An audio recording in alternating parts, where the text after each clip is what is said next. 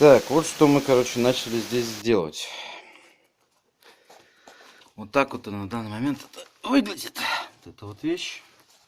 Эти уголки вот здесь из шамота сделаны специально, чтобы сюда задняя часть будет больше всего нагреваться, чтобы сюда не давил сильный жар. Задняя стенка защищается лежачим кирпичом в полную его размер, потому как уже и кирпич сам подюзанный. И в принципе только одна кладочка там в один кирпичик. Поэтому лучше это дело защитить. Поставили здесь по стенке базальт.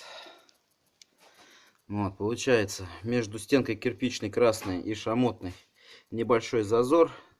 Ну, некоторые люди делают это из картона, мы делаем это из базальта. Для того, чтобы при том, когда начинает топиться топка, равномерно нагревалась стенка, а не с одной точки начиналось где-нибудь постепенно там разрушение. Вот, оно как бы сдерживает немного нагрев, перегрев, но потом все равно нагревается. В любом случае, хоть базальт, хоть не базальт, но все равно нагреется.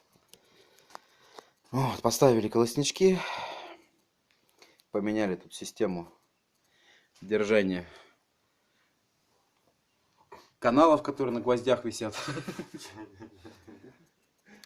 Вот, в общем, работаем, продолжаем, снимаем.